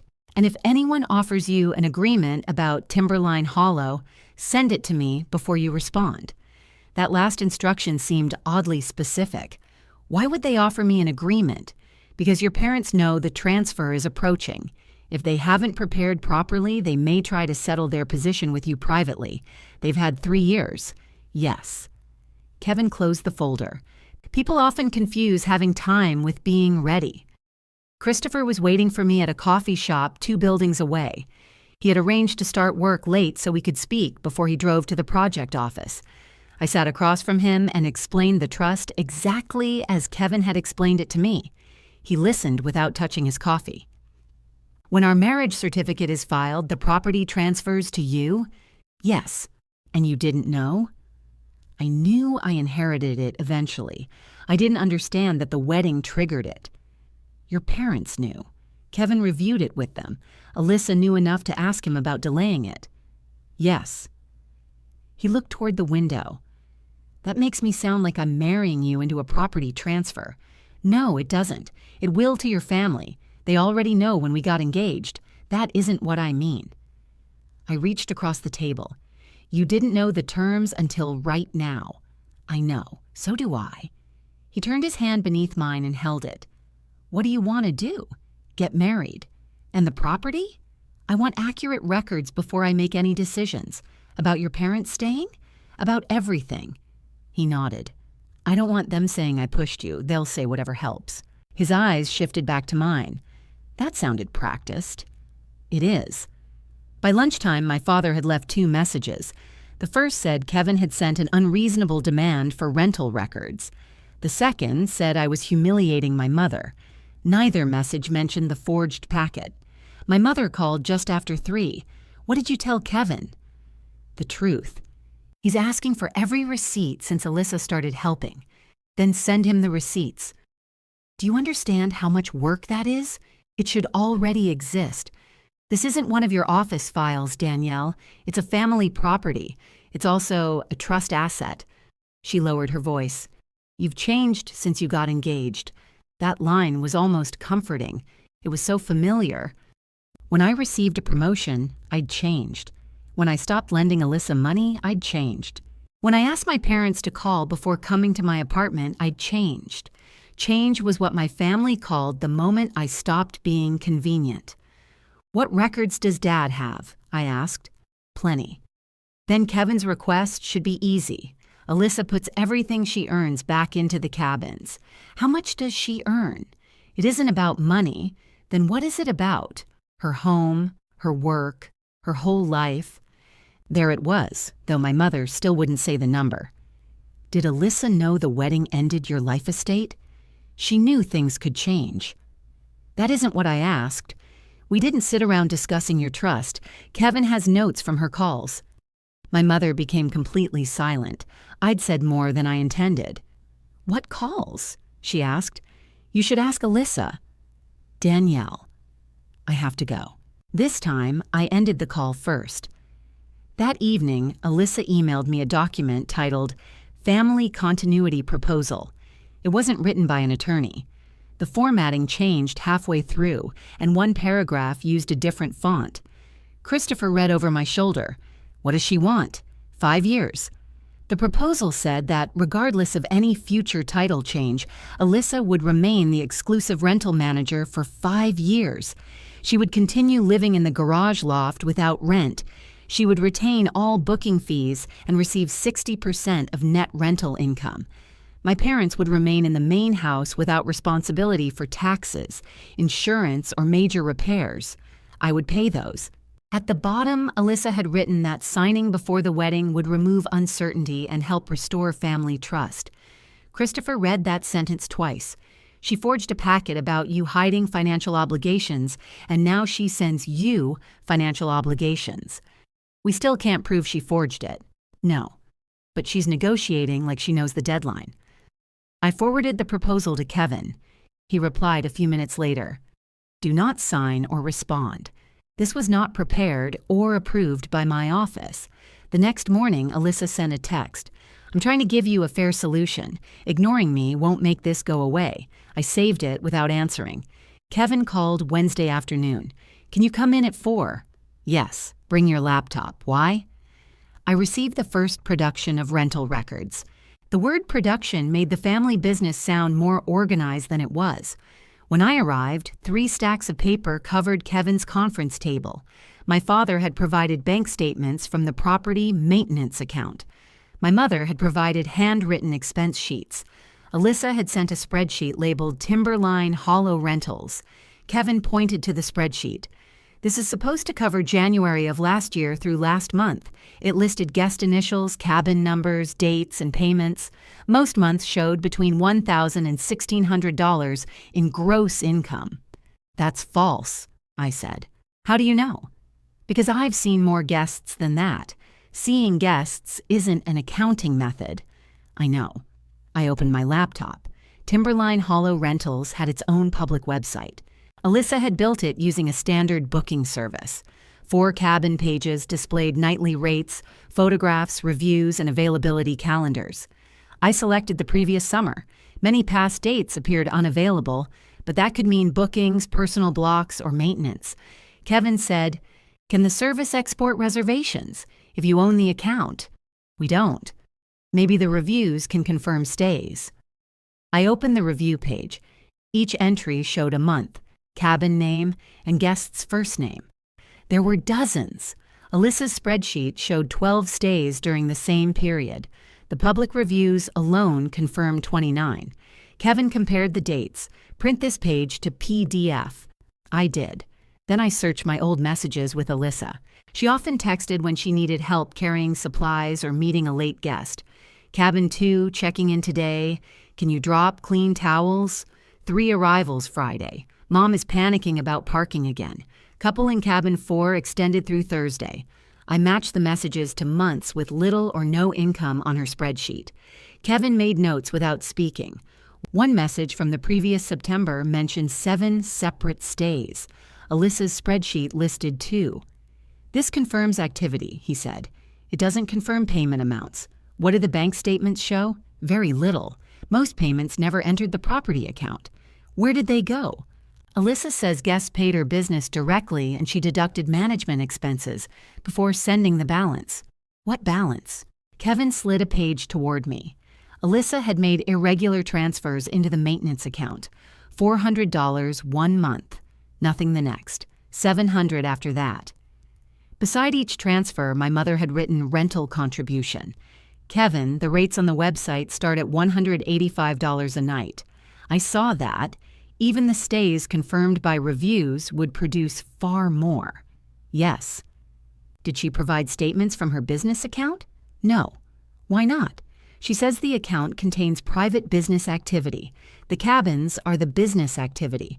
That is my position. He lifted another document. The booking service had generated annual tax summaries for the property's rental address. My father had found them in an email account used for guest inquiries. Those summaries showed gross bookings far above the family's reports. After refunds and platform fees, the rentals had produced a monthly average of just over $4,000. Less than $1,200 per month had reached the maintenance account. The remaining amount averaged about $2,800. Alyssa had kept it every month for almost 2 years. I checked the total twice. Did my parents know? The tax summaries were sent to an email account your father uses. That isn't an answer. No, it isn't. Kevin showed me a transfer record. Whenever the maintenance account ran low, my father moved money from his personal checking to cover insurance, repairs, or utilities. My parents had been subsidizing the property while Alyssa kept most of the rental income. Why would they allow that? I asked. You'll need to ask them. I already knew. They had spent my entire life covering the distance between what Alyssa wanted and what Alyssa could support. She got the garage loft without rent. She got a business without buying property. She got my parents to pay expenses whenever her transfers fell short. When I married Christopher, all of it ended unless I agreed to continue it. The forged packet wasn't meant to take Timberline Hollow from me directly. It was meant to frighten Christopher away from the wedding that transferred it. The fake claim against my inheritance made him question my honesty. The fake restriction on remarriage gave him a reason to postpone. The mailing to his workplace made the humiliation harder to contain. If that failed, Alyssa still controlled the venue and guest cabins. That explained Cabin 4. It explained the demand for an apology. It explained the 5-year proposal. She wasn't defending her feelings. She was defending free housing and about $2,800 each month. Kevin gathered the records into one stack. This accounting is incomplete, but the pattern is clear. What happens now? I'm requesting the business statements and full booking export. She won't give them to you. Then I'll document her refusal. Can she keep renting the cabins? Your parents remain responsible for the property until the life estate ends. I'm notifying them that no new reservations should be accepted beyond the wedding date. I looked at him. They'll blame me. Yes. He said it without comfort or apology. The honesty helped. Kevin tapped the copy of Alyssa's proposal. This document is also useful. How? It shows she understood a title change was coming and tried to preserve her occupancy and income before it occurred. It doesn't prove she mailed the packet. No. He looked toward the closed folder containing the envelope. For that, we need the store. My phone buzzed on the table. Alyssa had sent another group message. Due to ongoing legal threats, all wedding access to Timberline Hollow is suspended until Danielle withdraws Kevin's demands. Kevin read it from where he sat. Don't answer. I wasn't going to. A second message appeared, this one from my father. You have until tonight to stop this. Kevin closed the rental file. No, he said. They have until the wedding. I looked at the message again. What if they lock us out? Then we address access separately, Kevin said. Don't let a text distract you from the records. He forwarded Alyssa's message to his file. Then he asked me to send him the entire group conversation. I did it before leaving his office. My father's deadline passed that evening without a response from me. At 8:30, my mother came to our house. She stood on the porch holding a manila envelope. Christopher opened the door but didn't invite her in until I came downstairs. I brought what Kevin wants, she said. What is it? Rental paperwork. Why didn't you send it to him? Because I wanted to talk to my daughter. We sat at the dining table. The evidence folder had been moved to our bedroom, and the gray file box was locked in the hall closet. My mother placed the envelope between us. Alyssa made mistakes with the accounting. How much did she keep? She didn't keep it. She used it. For what? Living expenses. Cleaning supplies, gas, food. Her food? She has to live. She kept about $2,800 a month. My mother looked at Christopher, as if the amount was impolite because he could hear it. Alyssa worked for that money. The trust paid the utilities. Dad paid repairs from his checking. The guests stayed in property she doesn't own. She managed everything. Then she should have had a written management agreement. We're family. That didn't stop her from sending me one. My mother rubbed her thumb across the envelope's metal clasp. She's afraid. So am I. You have a house. You have a career. You have Christopher. And that means she can interfere with my wedding? My mother's eyes moved away. I watched her carefully. Did you know about the packet before dinner? No. Did Dad? No. Did either of you help her get my divorce file? No. Her answers were quick, but not offended. I believed she hadn't made the packet. I didn't believe she wanted to know who had. She pushed the envelope toward me. If you let Alyssa stay in the loft and keep managing the cabins, this can all settle down. Did she ask you to say that? We talked. Of course you did. My mother stood. Yvonne left you the entire property. Alyssa got nothing. She got nearly 2 years of free housing and rental income. You always turn everything into numbers. Numbers are useful when people change the story. Her face hardened. You sound just like your grandmother. It was meant to hurt. It didn't. After she left, I opened the envelope. Inside were printed booking summaries and receipts. They confirmed the numbers Kevin had already found. Several pages carried handwritten notes in Alyssa's round lettering. One note said, "Keep off trust report. A expenses." I photographed it and called Kevin. He answered from home. "Your mother delivered records to me instead of you," I said. "Don't alter or reorder them." I haven't. I read him the handwritten note. "Put the entire envelope somewhere secure. I'll collect it tomorrow." Is that enough to prove my parents knew? It proves someone marked revenue for exclusion. We need context. Nothing is ever one page, is it? Rarely. He paused. I heard from the store's manager. I stood straighter. What did she say?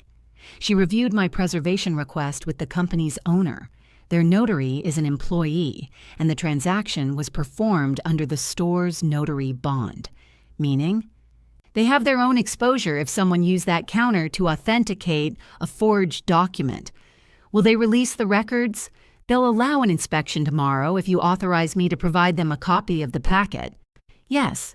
The manager also wants the recipient present. Christopher? Yes. The envelope was addressed to him. What time? 10. I barely slept. The next morning, Kevin met us outside Front Range Pack Ship. He carried a leather briefcase and a portable scanner. The manager unlocked a small office behind the counter. Tyler was already inside. He looked nervous when he saw me. "I didn't release anything last time," he said. "I know," Kevin told him. "You handled it correctly." The manager placed a bound notary journal on the desk. "We matched the tracking number to the registered transaction," she said. "The customer purchased notarization, copies, and certified shipping in one payment." She opened the journal to June 2nd. Alyssa Hubbard's name appeared on the entry. So did her address at the Timberline Hollow garage loft. The journal listed her Colorado driver's license number, the document description, and the number of pages. Supplemental marital settlement acknowledgement. My throat tightened. Beside the entry was Alyssa's signature. It matched the notes in the rental envelope, the large A, the narrow H, and the final stroke curling below the line were the same. Kevin didn't react. He scanned the page and recorded the journal's cover and page number. The manager opened another file. "This is the identification copy." Alyssa's driver's license filled the page. The store had copied it because the document involved a sworn acknowledgement and certified mailing. Her photograph, name, license number, and loft address matched the journal. Christopher leaned forward. "She gave you this herself?" Tyler answered. "Yes." The manager looked at him. Only state what you personally remember. I remember her. She comes in with rental shipments sometimes, welcome baskets, keys, things like that. A regular. That explained why Tyler had seemed careful from the beginning. The manager turned her laptop toward us. We preserved counter video for 90 days. After the request came in, I exported the relevant period. The recording showed the front counter from above. There was no audio. At 2:17 on June 2nd, Alyssa entered carrying a white document envelope and a stack of papers. She wore the green rain jacket my mother had given her for Christmas. Tyler appeared from behind the counter. Alyssa handed him her license. He copied it, opened the journal, and pointed to the signature line. The timestamp advanced. Alyssa signed the journal. Then she signed something on the counter. Tyler applied a stamp, made copies, and slid the papers back to her. She placed them into the envelope. A few minutes later, she held up her phone while Tyler entered an address. Christopher moved closer to the screen. That's my company page. I could see the blue logo and staff directory layout, though the text was too small to read. Alyssa had pulled up his work information at the counter. Tyler printed the same label now attached to Christopher's envelope. Alyssa paid with a card and left. Nobody spoke when the video ended. The manager saved a still showing Alyssa's face, the papers, and the envelope. Kevin asked Tyler to describe the customer without looking at the journal. Tyler gave Alyssa's approximate height, hair color, jacket, and the vehicle he remembered seeing through the window. Then Kevin looked at me. Do you have the photograph we discussed? I took out a picture from a family barbecue held the previous summer. It showed 7 adults standing near the main cabin. Alyssa was third from the left. I hadn't cropped or marked the image. Kevin placed it in front of Tyler. Do you recognize anyone in this photograph as the customer shown in the video? Tyler pointed to Alyssa immediately. Her. You're certain? Yes. She's been at my counter more than once. The manager wrote down his statement. Tyler read it, made one correction to the date format, and signed it. Kevin copied everything. The journal entry, the driver's license, the register record, the video export, the still image, Tyler's identification. The manager signed a declaration explaining how the records were kept and how the tracking number connected them. When we finished, she placed the original journal back in the cabinet. We'll preserve the video indefinitely now, she said. Our company will also notify the notary bond provider. Will you contact Alyssa? I asked. Not directly. Kevin closed his briefcase. Please route any communication through me. Outside, Christopher stood beside me on the sidewalk. He looked toward the shop window, then at the envelope in my hands. She mailed it. Yes. There was no uncertainty left in the sentence. He touched my shoulder. I'm sorry I doubted you. You were supposed to question it. I questioned you first. For 10 minutes. That was enough.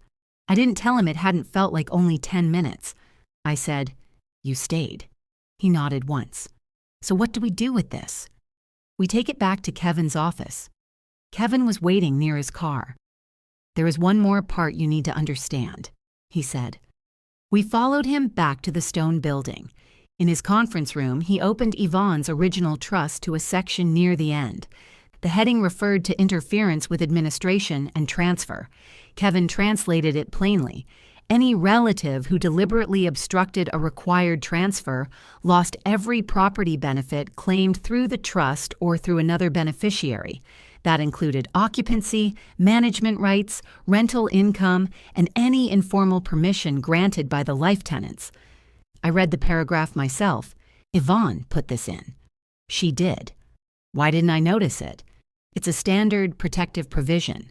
Until someone interfered, it had little practical importance. Christopher asked, Who decides whether it applies? As trustee, I make the initial determination based on documented evidence. A court can review that determination if challenged. And this is enough? Kevin arranged the records in order. The fake agreement targeted Danielle's marriage. Alyssa asked my office whether an unresolved claim could delay the transfer. She notarized the packet herself, addressed it to you, and mailed it after viewing your work information. She later tried to condition wedding access on Danielle preserving her occupancy and income. He rested one hand on the closed file. Yes, this is enough. I looked at the interference clause again. What happens to my parents? Their life estate still ends when your marriage certificate is filed. Their support of Alyssa's unreported rentals may affect the final accounting, but I don't yet have proof they helped create the forgery, so we don't accuse them of that. No. Does Alyssa know you have the store records? No. Does she know the video was preserved? Not unless the store told her, and the manager says it did not. I close the trust. Keep it that way. Kevin studied me. What are you planning? Nothing public. That was true. For the moment, the proof remained inside his file. Only 4 people outside the store knew what it showed. Alyssa still believed the envelope had no witness. That belief changed how I prepared for the wedding. I didn't prepare a speech for Alyssa. I prepared records. Kevin kept the original store copies in his file. He gave me a sealed duplicate set and a letter confirming his determination as trustee. Christopher and I stored that set in a locked cabinet at his office. The next afternoon, Kevin sent formal notices to my parents and Alyssa. The notices didn't mention the forgery. They addressed property access, rental accounting, and the wedding. My parents could continue occupying Timberline Hollow until the marriage certificate was filed. They couldn't suspend my access as the named beneficiary to pressure me into signing a private agreement. Alyssa couldn't accept reservations beyond the wedding date. She had to preserve all booking and payment records. The wedding could proceed as scheduled. My father called within 10 minutes of receiving the notice. "This is your grandmother's property," he said. "It belongs to her trust." You know what I mean. I'm starting to realize I didn't. He lowered his voice. "Your mother is sick over this. Then stop making her call me. She's trying to hold the family together. No, she's trying to get me to hold still." He didn't respond to that. Then he said, "What did Kevin find?" "Ask Kevin. He won't discuss it with me. That should answer your question." My father breathed heavily into the phone. "If you go forward with this wedding, everything changes." "I know." He hung up. Alyssa didn't call. Instead, she sent a new group message that evening. "For Mom and Dad's sake, I'm willing to set aside Danielle's accusations until after the wedding. The cabins will remain available. I hope everyone can behave like adults." Christopher read it beside me. "She thinks she just gave us permission." "I know. Are you going to answer?" "No." My mother replied with another heart. The next few weeks became strangely ordinary. We confirmed flowers. Christopher picked up his suit. I spent one Saturday folding place cards at our dining table while he tested a playlist from his phone. My family kept communicating through logistics. My mother asked how many chairs we needed. My father wanted to know where the caterer planned to park. Alyssa sent updated cabin assignments. Cabin 4 had become available again. She never explained what happened to the guest who supposedly booked it. I didn't ask. Kevin continued reviewing the rental records. Alyssa produced more statements after he warned my parents that missing information would appear in the final trust accounting. The figures stayed consistent. She had used property income as personal income and reported only a portion. My parents had known enough to know the reports were incomplete. My father had received the tax summaries. My mother had helped label which payments stayed off the trust reports. There was no proof they knew about the forged packet. Kevin kept those issues separate. "So should I," he told me. That became harder as the wedding approached. My mother came to our house one Sunday with a garment bag containing Yvonne's lace wrap. She'd promised I could wear it during the evening reception. She hung it over the back of a chair. "Your grandmother would hate what's happening," she said. I ran my fingers over the lace. "She wrote the trust. She expected you to be generous." "Did she say that?" "She didn't have to." I looked at my mother. "Did Alyssa tell you why she asked Kevin about delaying the transfer?" "She was scared." "Did she tell you about the document sent to Christopher?" My mother's eyes moved toward the garment bag. "She says she didn't send it." "That wasn't my question." "I can't keep doing this with you." "You came to my house." She picked up her purse. "After the wedding, you'll have everything. I hope it's worth it." She left the lace wrap behind. That night, I stood in front of the bathroom mirror and rehearsed different conversations in my head. I imagined showing Alyssa the journal entry privately. I imagined placing the surveillance still on my parents' kitchen table. I imagined asking her why she'd used my divorce, why she'd mailed the packet to Christopher's office, and why she thought our marriage belonged to her rental business. Every version ended with her denying something visible. I stopped rehearsing. The documents didn't need me to improve them. The Thursday before the wedding, Kevin called us into his office. He had prepared the final trustee notice. It stated that the marriage certificate would terminate my parents' life estate and transfer full title and rental rights to me. A separate determination applied the interference clause to Alyssa. It listed the evidence without attaching the video itself. Kevin would issue it when the transfer occurred. Why wait? Christopher asked. Because the attempted interference concerns the marriage-triggered transfer. The cleanest administration is to file the certificate, confirm the transfer, and issue the determination together. What if she leaves before then? I asked. She can leave whenever she chooses. What if she removes rental records? Copies are preserved. What if she rents the cabins again? Any booking after the transfer will be invalid unless you approve it. I looked at the sealed file beside him. Will you be at the wedding? Yes. My parents think you're coming as a family guest. I have attended Hubbard events for nearly 30 years. Are you comfortable doing this in front of everyone? Kevin folded his hands. The trust requires notice to interested parties. It doesn't require a private room. Christopher looked at me. We'd discussed it already. Alyssa had mailed the packet to his workplace, then used our rehearsal dinner guest list to question my honesty with relatives.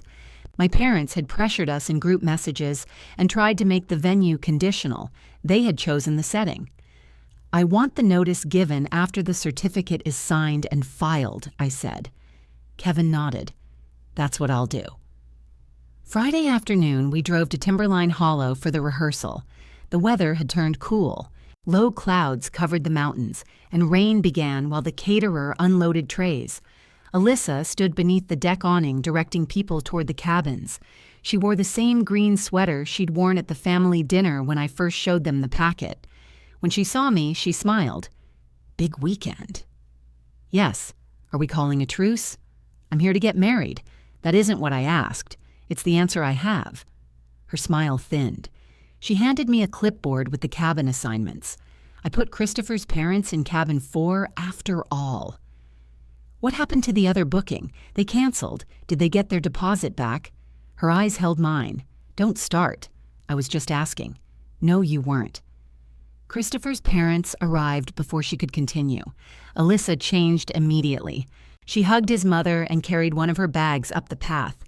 Anyone watching would have thought she had spent months trying to make the weekend perfect. The rehearsal itself went smoothly. We practiced walking from the main cabin across a short lawn to the ceremony platform. Our officiant showed us where to stand. Christopher kept making small adjustments to my position because the ground sloped slightly. You're engineering the wedding, I whispered. The left side is settling. It's grass. Grass can settle. For 10 minutes, I forgot about the folder in Kevin's office. Then I saw Alyssa near the deck, speaking quietly to my mother. Both of them were watching Christopher. Dinner began at 7 inside the largest cabin. Long tables filled the main room. Christopher's family sat near the windows. My relatives took the tables closer to the fireplace. Kevin sat at the end beside my father. Alyssa had assigned the seats. I noticed she'd placed herself directly across from Christopher and me. She poured wine for the table and asked Christopher's father about his drive. She laughed at the right places. She complimented my dress. Nobody mentioned the trust. After the main course, my father stood with his glass. He thanked everyone for coming. He spoke about Yvonne building Timberline Hollow and said she would have been proud to see the family gathered there. He didn't mention that she had left it to me. My mother gave a shorter toast. Her voice trembled when she said she wanted both daughters to feel secure.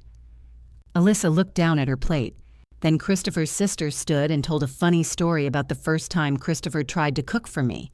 People laughed. The room relaxed. Dessert arrived. That was when Alyssa picked up the forged packet. I hadn't seen it near her place setting. She must have kept a copy beneath her chair or inside her bag.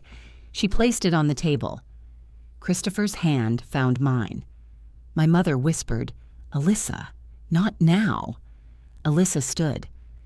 "When should I say something?" she asked. "Tomorrow, after it's too late?" Conversation stopped across the room. My father stared at the packet. "Alyssa, sit down." "No, everyone's acting like this is a normal wedding." Christopher said, "It is a normal wedding, not when your fiancé hides financial obligations." The room went silent. She looked at him directly. "You received this at work. You know I'm not making it up. I received a forged document. That's what Danielle says. That's what the mediation office says." Alyssa lifted the packet. "Then why does it have her case number? Why does it name Edward? Why does it discuss her inheritance?" I said nothing. She turned toward the rest of the room. "I'm sorry, but this wedding should be postponed, at least until Christopher knows what he's marrying into." My mother's serving spoon stopped above her plate. My father looked down at his water glass. Alyssa continued, "You can all look at me like I'm cruel. I'm not the one who kept financial obligations from him." Then she quoted the false paragraph about Edward's claim against Timberline Hollow. The wording was exact. She had committed herself in front of both families, Kevin, the officiant, and every adult guest at that dinner. Still, I said nothing. Alyssa looked at me. "Well?" I folded my napkin and placed it beside my plate. "Are you finished?" Her face flushed. "That's all you have to say? For tonight?" Christopher stood and offered me his hand. We thanked his parents for dinner. Then we walked out of the cabin together while Alyssa was still holding the packet she'd forged. The rain had stopped. Behind us, voices rose inside the cabin. My mother called my name once. I didn't turn around. The wedding was still scheduled for the next morning. We spent that night in cabin 2 because Alyssa had assigned herself the garage loft and my parents remained in the main house. Christopher locked the door behind us. "Do you still want tomorrow?" he asked. "Yes." "So do I." We didn't discuss the packet again. At 9 the next morning, I dressed beside the cabin window. My mother had left Yvonne's lace wrap on a chair near the door. She hadn't included a note. I wore it anyway. The ceremony began at 11. The chairs were damp from the night before, but the rain held off. Christopher stood on the small wooden platform near the pines. Kevin sat in the first row with his leather briefcase beneath his chair. Alyssa arrived last. She sat beside my mother and looked at Christopher during most of the ceremony. He looked only at me. We said our vows. We exchanged rings. Then we signed the marriage certificate at a table inside the main cabin. Our officiant scanned and submitted it through the county filing system. We had arranged that in advance because the filing date mattered. At 11:42, the confirmation arrived. Kevin checked the filing number twice. Then he walked into the reception room and asked everyone to remain seated. Alyssa was standing near the fireplace with a glass of champagne. "What is this?" she asked. Kevin placed Yvonne's original trust on the table. "This is the required notice concerning the transfer of Timberline Hollow." My father stood. "Not here, Kevin. The certificate has been filed. The life estate has terminated." My mother's hand closed around the back of a chair. Alyssa looked at me. "You did this during the wedding?" "The trust did," Kevin said. He explained the transfer in plain language. Full title, rental authority, and all future property income now belong to me. Alyssa set down her glass. "You can't remove my business. You have no ownership interest in the property or cabins. I've run this place for 2 years. That gave you responsibilities, not title." She turned toward my parents. "Say something." My father stared at Kevin's briefcase. That was when Kevin opened it. He removed the notary journal copy first. "This is the June 2nd entry from Front Range Pack and Ship." Alyssa's face changed. "Only slightly, but I saw it." Kevin continued.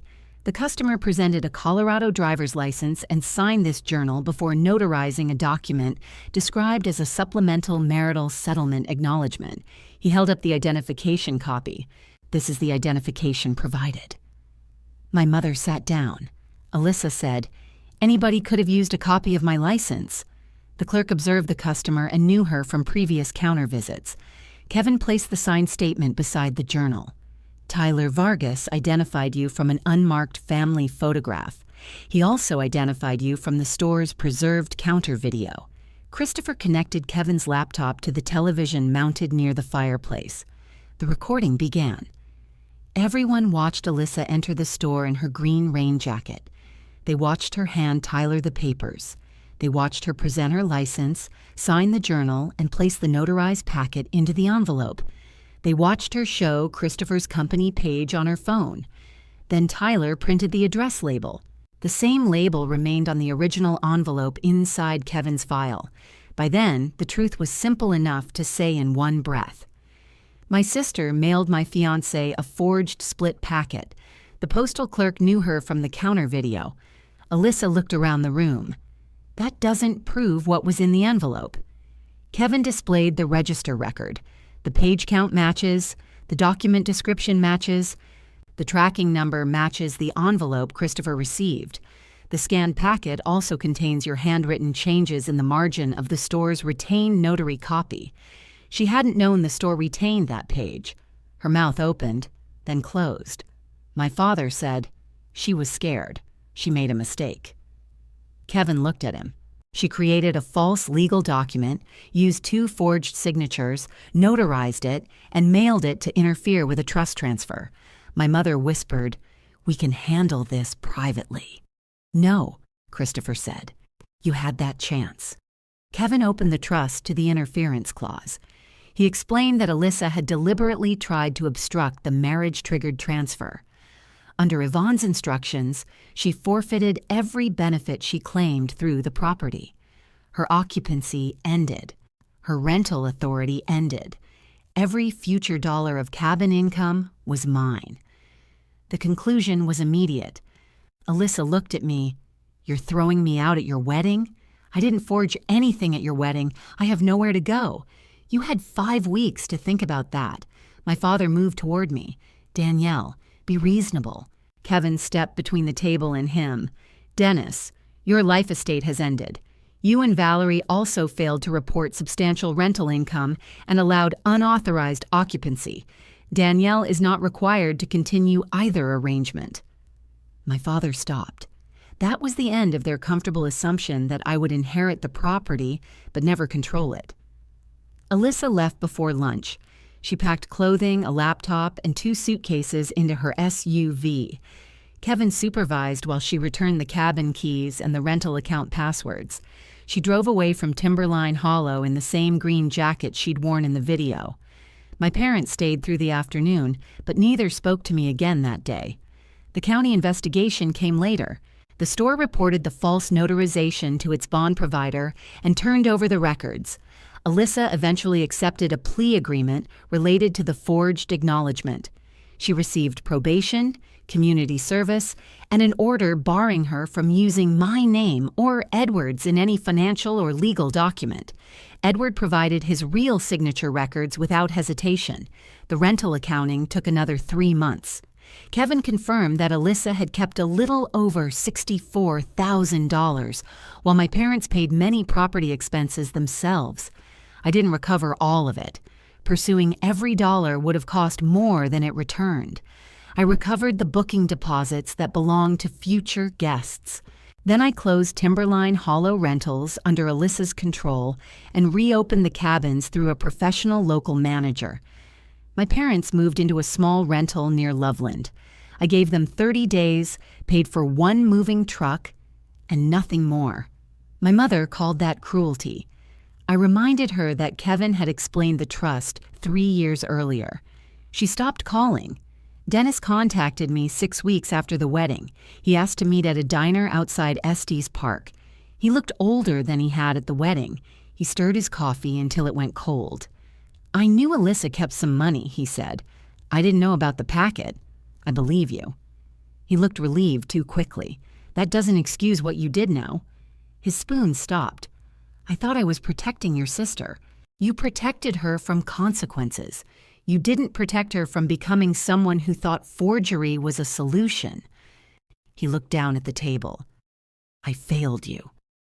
It was the first accurate sentence he'd given me without being shown a document. I know. He asked whether we could repair things. I told him repair required distance first. We speak occasionally now. I don't give him keys, money, or information he can carry back to Alyssa. Valerie and I remain no contact. Christopher and I moved into the main house that fall. We kept Yvonne's kitchen table. We repaired the railing outside cabin 3 and replaced the old booking ledger with a proper system. On our first snowy morning there, I found Yvonne's original inventory sheets in a drawer. My handwriting covered half the pages from that summer we worked together. Christopher made coffee while I placed them in a clean folder. The old Timberline Hollow sign was visible through the kitchen window. For years, my family mistook my quietness for permission. The truth was simpler. I was paying attention. If you want more stories like mine, please subscribe and tell me which city you're watching from.